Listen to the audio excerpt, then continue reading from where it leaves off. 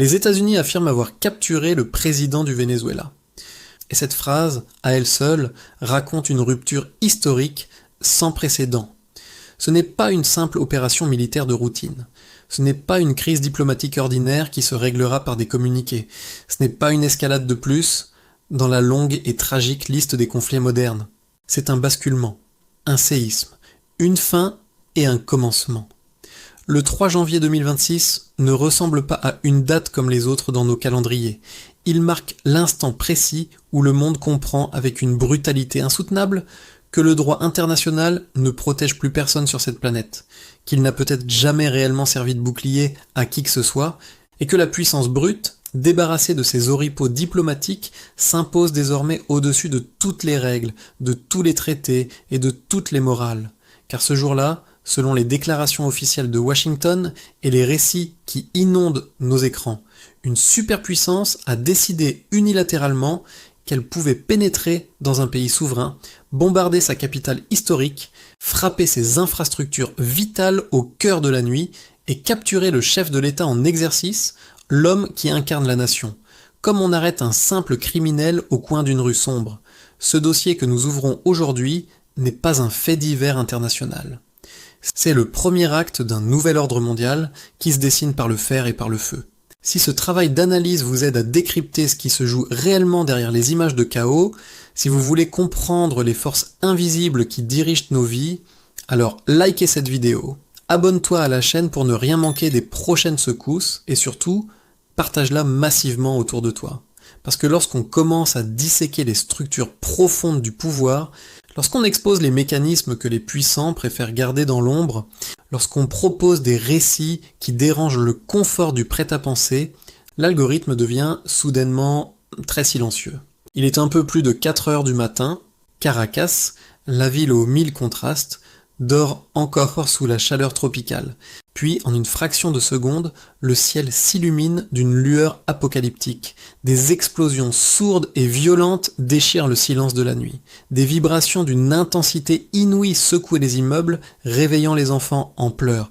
Des milliers d'habitants se précipitent sur leurs balcons, leurs téléphones à la main, témoins impuissants d'une tragédie qui les dépasse. Des frappes simultanées, d'une précision chirurgicale, touchent plusieurs régions clés, Caracas, le centre nerveux, Miranda, la zone stratégique, Aragua, le verrou militaire, La Guaira, la porte maritime, Valencia, le cœur industriel. Des hélicoptères de combat volent à si basse altitude que le souffle de leur rotor fait vibrer les vitres. Des avions de combat furtifs traversent le ciel noir, invisibles mais audibles par leur bang supersonique. Des incendies géants s'allument aux 4 coins de l'horizon. Des véhicules militaires explosent dans des boules de feu spectaculaires. D'épaisses colonnes de fumée noire montent au-dessus de la ville, cachant les premières lueurs de l'aube. Autour du palais présidentiel de Miraflores, symbole du pouvoir chaviste, la population fuit dans une confusion totale, au milieu des flammes, de la peur panique et des cris de détresse. Le Venezuela est bombardé, non pas par des rebelles, mais par la première puissance du monde. Et au cœur de cette tempête de métal, une annonce qui donne le vertige, le président Nicolás Maduro et son épouse auraient été capturés lors d'un raid audacieux et exfiltrés immédiatement hors du pays vers une destination inconnue. Washington utilise déjà des termes élogieux, une opération brillante, un chef-d'œuvre militaire qui fera date dans les annales du Pentagone. Un succès total, planifié méticuleusement depuis des mois, voire des années. À l'opposé, le gouvernement vénézuélien et ses derniers soutiens parlent d'une agression impérialiste odieuse. Ils dénoncent un terrorisme d'État flagrant, une violation absolue, définitive et irrémédiable de la souveraineté nationale. 2 récits s'affrontent sur les ondes mondiales. Mais un seul monde est en train de vaciller sur ses bases. Ce qui se passe actuellement au Venezuela dépasse de loin les frontières de Caracas. Cela dépasse même le cadre géographique de l'Amérique latine. Ce qui est en train de se jouer sous nos yeux, c'est la fin officielle de l'illusion juridique qui régissait tant bien que mal l'ordre mondial depuis la fin de la Seconde Guerre mondiale en 1945.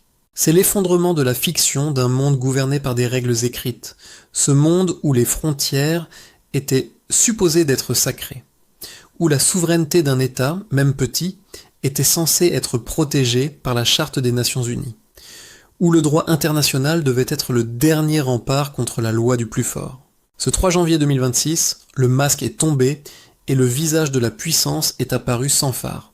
Une superpuissance vient de démontrer publiquement à la face du monde qu'elle peut renverser un chef d'État en exercice, élu ou non, sans aucune déclaration de guerre formelle, sans aucun mandat international du Conseil de sécurité, sans aucune consultation préalable, même symbolique, des instances multilatérales. Le message envoyé aux 4 coins du globe est d'une brutalité totale, presque primitive. Si Washington décide, pour une raison ou une autre, de vous arrêter, il viendra vous chercher où que vous soyez, peu importe votre titre, peu importe votre fonction, même si vous êtes le chef d'État d'une nation de 30 millions d'habitants, même si vous êtes fermement installé au pouvoir depuis des décennies. Ce précédent est d'une gravité historique que nous commençons à peine à mesurer. Et ce message ne vise pas seulement les rues de Caracas, il vise directement toutes les capitales de ce qu'on appelle le Sud global. Toutes celles qui refusent l'alignement automatique sur les positions occidentales. Toutes celles qui croient encore, avec une certaine naïveté, que les textes de loi les protègent. Pourquoi le Venezuela ? Pourquoi cet acharnement ? Pourquoi cette opération maintenant ? Parce que le Venezuela n'est pas, et n'a jamais été, un pays ordinaire sur l'échiquier mondial. Ce pays possède les plus grandes réserves de pétrole prouvées au monde. On parle d'environ 300 milliards de barils enfouis sous ses terres et ses eaux. C'est un trésor énergétique d'une valeur inestimable, un objet de désir permanent.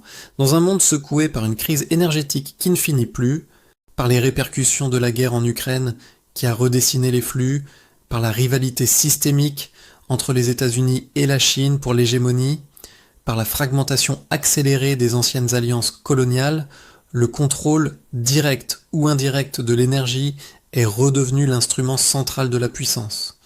Si le régime chaviste s'effondre suite à ce raid, si un pouvoir pro-occidental, aligné sur les intérêts de Washington, prend la tête du pays, alors les verrous sautent. Les sanctions économiques étouffantes sont levées du jour au lendemain. Les multinationales pétrolières reviennent en force pour exploiter les gisements. La production, aujourd'hui bridée, explose littéralement. Et ce trésor vénézuélien est enfin intégré à l'architecture énergétique de l'Occident. Ce n'est pas une simple crise politique locale ou une lutte pour la démocratie. C'est une bataille rangée pour le contrôle du cœur énergétique du XXIe siècle. Et la secousse ne s'arrête pas au rivage des Caraïbes. En quelques heures seulement, les capitales du monde entier sont entrées en état d'alerte maximale. Cuba, l'allié historique, dénonce un acte de piraterie internationale et un terrorisme d'État criminel. La Russie condamne fermement cette action, y voyant une violation flagrante des principes de l'ONU et avertit les États-Unis contre une escalade qui pourrait devenir incontrôlable. L'Iran, de son côté, parle d'agression illégale et lâche contre un État souverain et ami. La Chine, fidèle à sa tradition diplomatique, adopte une prudence glaciale. Elle appelle officiellement au calme, tout en observant avec une précision microscopique chaque mouvement américain. L'Union européenne, souvent à la traîne, appelle mollement au respect du droit international. Une phrase qui résonne désormais comme une coquille vide. La Colombie voisine déploie ses forces armées à la frontière, craignant une vague de réfugiés sans précédent. L'Espagne tente d'évoquer une médiation, mais semble déjà dépassée par les événements. L'Italie surveille de près la sécurité de ses nombreux ressortissants sur place. Et pendant ce temps, l'Argentine de Javier Milei est l'une des rares à applaudir ouvertement l'opération, évoquant avec enthousiasme une victoire éclatante de la liberté. Le monde est littéralement figé, suspendu au-dessus d'un abîme. Personne ne peut prédire jusqu'où cette fracture géopolitique va se propager. Parce qu'une règle invisible, fondamentale, vient d'être brisée sous les yeux de tous. Ce qui s'est produit crée un précédent d'une dangerosité absolue. Si une puissance peut se permettre de renverser et de capturer un chef d'État étranger sous le simple prétexte d'accusations criminelles nationales, alors plus aucun dirigeant du Sud, aucune nation émergente n'est réellement en sécurité. Aujourd'hui, c'est Maduro qui est emmené dans un avion militaire. Hier, nous avons vu le sort de Kadhafi en Libye, livré à la fureur de la rue. Avant lui, c'était Saddam Hussein en Irak, extrait d'un trou à rats. Encore avant, c'était Manuel Noriega au Panama, capturé lors d'une invasion similaire. Demain, qui sera sur la liste? Un président africain qui refuse de céder ses mines de lithium à des conditions injustes?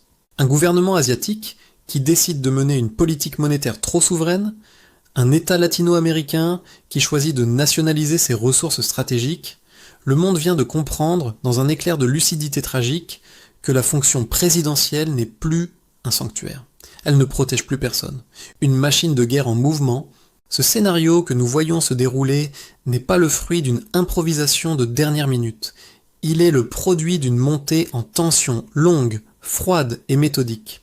Si tu veux que ce type d'analyse, qui va au-delà des apparences, continue de circuler, alors soutiens ce travail. Like cette vidéo, abonne-toi à la chaîne et surtout partage-la massivement. Depuis août 2025, les États-Unis ont commencé à masser des forces navales et aériennes dans les Caraïbes.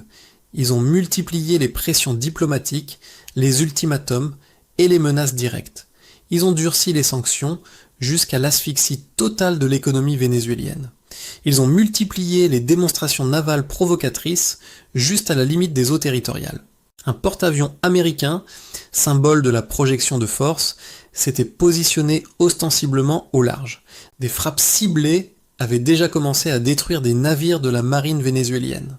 Des infrastructures portuaires stratégiques avaient été touchées par des accidents mystérieux. Des pétroliers battant pavillon vénézuélien ou alliés avaient été saisis en haute mer. Le pays a été progressivement étranglé, coupé de ses revenus et de ses approvisionnements. Et puis, le moment opportun est venu, l'opération finale. Une coordination parfaite entre les forces spéciales au sol, l'aviation de pointe, les groupes navals de soutien et les services de renseignement électronique. Le tout piloté depuis les centres de commandement du Pentagone, de la CIA et du JSOC. Washington parle d'opération chirurgicale pour minimiser l'impact moral. Caracas, ou ce qu'il en reste, parle d'une guerre d'agression totale. C'est ici que se révèle le véritable pouvoir de l'Occident, bien au-delà de sa technologie. Ce n'est pas seulement sa capacité à détruire des cibles à des milliers de kilomètres, c'est sa capacité psychologique et médiatique à transformer l'illégal en normal, à présenter l'agression comme une mesure de stabilisation, à vendre le renversement brutal d'un gouvernement comme une restauration de la démocratie. Toujours le même récit répété à travers les décennies jusqu'à devenir une vérité pour certains. Souvenez-vous du Panama en 1989, une invasion massive sous prétexte de lutte contre le narcotrafic. Souvenez-vous de l'Irak en 2003, des armes de destruction massive imaginaires pour justifier un chaos réel. Souvenez-vous de la Libye en 2011, une intervention pour protéger les civils qui a fini par pulvériser l'État.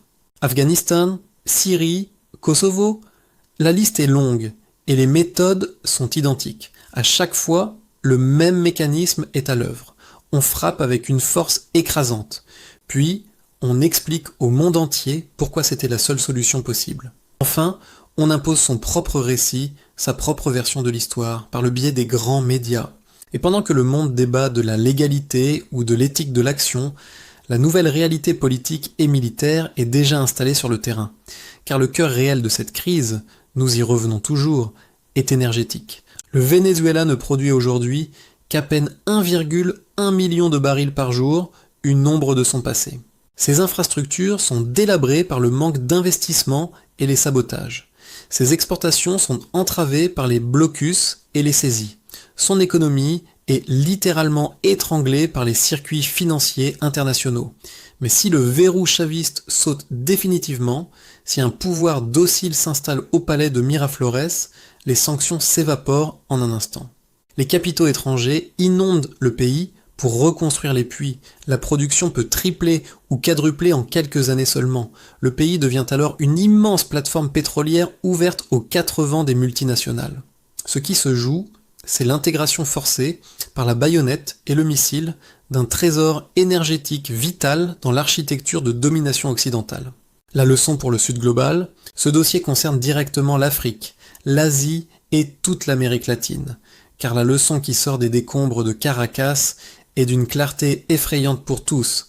Un État qui ne contrôle pas sa propre capacité militaire de dissuasion, qui ne contrôle pas souverainement son énergie, qui ne possède pas ses propres canaux d'information indépendants et qui n'a pas d'alliance solide et prête à agir, ne contrôle en réalité jamais totalement son destin. La souveraineté n'est pas une simple déclaration que l'on fait à la tribune de l'ONU. C'est une construction de chaque instant, un rapport de force permanent. Et dans ce monde qui se durcit, où la diplomatie s'efface devant la tactique, la souveraineté ne se construit plus par les mots, mais par la puissance réelle. Ce que la crise du Venezuela révèle, c'est la structure véritable et crue du monde actuel. Un monde divisé entre ceux qui croient encore aux règles et ceux qui les réécrivent à leur guise. Un monde où les puissances qui osent franchir les lignes rouges sont celles qui imposent leurs lois. La Russie peut bien dénoncer, la Chine peut bien condamner, l'Iran peut bien s'indigner. Mais pour l'instant, personne n'agit physiquement pour contrer l'opération américaine. Parce que tout le monde redoute l'escalade vers un conflit global dévastateur. Parce que tout le monde craint les conséquences d'une guerre mondiale. Parce que chacun espère encore, au fond de lui, sauver les restes d'un système international. Mais ce système n'existe plus. En réalité, il n'a jamais véritablement existé tel qu'on nous l'a enseigné à l'école. Il n'a toujours protégé que ceux qui avaient la force suffisante pour l'ignorer quand cela les arrangeait. Le Sud global se retrouve aujourd'hui pris dans une contradiction mortelle. Il continue de respecter des règles que les grandes puissances ont cessé d'appliquer. Il croit à des traités que d'autres violent ouvertement et sans aucune vergogne. Il attend une protection collective qui, dans les faits, ne vient jamais au moment crucial. Et pendant ce temps, les États les plus audacieux et les mieux armés imposent leur ordre.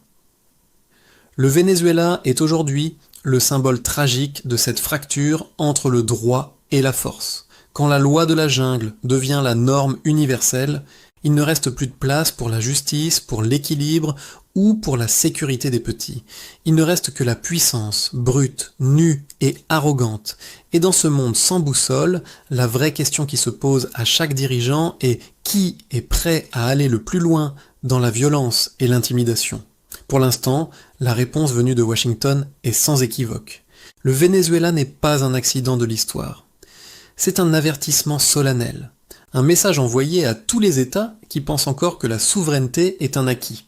L'anatomie du contrôle, que signifie réellement, techniquement, prendre le contrôle d'un État au XXIe siècle? Lorsque les forces américaines s'emparent de l'aéroport stratégique de Caracas, elles ne prennent pas seulement une infrastructure de béton et d'asphalte, elles prennent le contrôle total des flux humains, qui entrent, qui sortent, qui s'enfuient. Elles prennent le contrôle logistique, l'approvisionnement en matériel et en troupes. Elles prennent le contrôle diplomatique. Les délégations étrangères passent par leurs filtres. Elles s'emparent du symbole même de la souveraineté nationale. Un aéroport international n'est pas un simple bâtiment.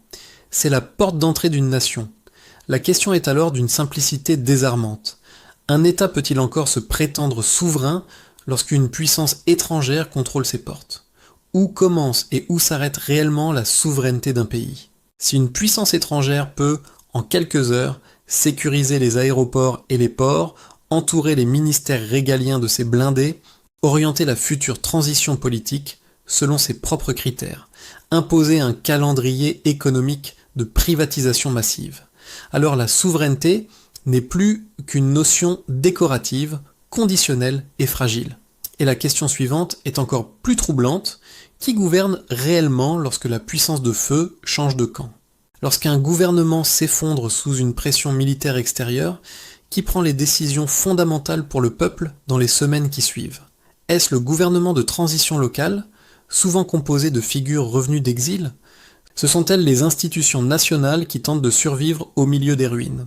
Ou est-ce tout simplement la puissance qui assure la sécurité physique du territoire? Qui va signer les nouveaux contrats pétroliers? Qui va décider des priorités budgétaires? Qui va réorienter la politique étrangère du pays pour les 20 prochaines années? Pourquoi l'Afrique est la première concernée? L'Afrique doit observer ce qui se passe au Venezuela avec une inquiétude majeure. Parce que ce qui est testé aujourd'hui en Amérique latine est un modèle d'intervention future. Un modèle où la pression militaire violente précède la phase de transition, où le contrôle des infrastructures stratégiques, ports, énergie, télécom, précède la stabilisation, où la restructuration économique profonde suit immédiatement la libération médiatisée. L'Afrique connaît déjà ce schéma pour l'avoir vécu durant les vagues de décolonisation et de néocolonialisme. Elle en a payé le prix fort en termes de stabilité et de développement. Ce qui arrive à Caracas aujourd'hui pourrait très bien se reproduire dans une capitale africaine demain. Il suffit d'une ressource stratégique jugée indispensable par le Nord, d'un gouvernement jugé trop difficile ou trop proche des rivaux orientaux, et la machine de guerre peut se mettre en route sous n'importe quel prétexte humanitaire ou juridique. La puissance protège-t-elle plus que le droit international ? La réponse est dans les faits. Le droit international condamne les actions unilatérales. Certes, les communiqués indignés s'empilent sur les bureaux des diplomates à New York. Mais pendant ce temps, la puissance agit sur le terrain, crée des réalités et change les régimes. Qu'est-ce qui protège réellement un État aujourd'hui ? Des textes juridiques signés dans des palais dorés ou une capacité de dissuasion militaire et économique ? Quelles sont les leçons stratégiques vitales pour les nations africaines et le Sud global ? D'abord, la maîtrise absolue des infrastructures vitales. Ports, aéroports, câbles sous-marins. Ensuite, la diversification réelle des alliances pour ne jamais dépendre d'un seul protecteur. Le développement urgent d'une autonomie énergétique et alimentaire pour résister au blocus. La protection de l'espace informationnel pour ne pas laisser l'ennemi dicter le récit de la crise. Et enfin, la construction d'une dissuasion crédible, qu'elle soit militaire ou diplomatique. Parce qu'un État qui ne contrôle pas ses propres portes d'entrée ne contrôlera jamais son destin. Comprendre pour ne plus subir. En conclusion, le Venezuela n'est pas un cas isolé, une anomalie géographique. C'est le laboratoire à ciel ouvert d'un nouvel ordre mondial qui s'annonce brutal. Un monde où la souveraineté se mesure moins en beaux discours qu'en capacité réelle à résister. C'est précisément pour cette raison que l'Afrique regarde, analyse et s'inquiète. Dans le monde qui arrive, la souveraineté se protège par la compétence et la force. Militaire pour défendre le sol. Énergétique pour faire tourner l'économie malgré les pressions. Informationnel pour gagner la bataille des esprits. Diplomatique pour créer des blocs de résistance solidaires. Comprendre ces mécanismes n'est plus un simple luxe pour les intellectuels. C'est une condition sine qua non de survie politique pour les nations souveraines. Si cette analyse vous a apporté un éclairage nouveau sur cette nuit historique, alors soutenez activement ce travail de recherche et de décryptage. Likez cette vidéo pour contrer le silence algorithmique. Abonnez-vous pour rejoindre une communauté qui refuse de fermer les yeux. Partagez massivement ce contenu sur vos réseaux, parlez-en autour de vous. Parce que la bataille la plus décisive de notre siècle ne se joue pas seulement avec des missiles, elle se joue d'abord dans la maîtrise du récit et la compréhension des enjeux réels. Géopulsa Z, décoloniser le récit, comprendre pour agir,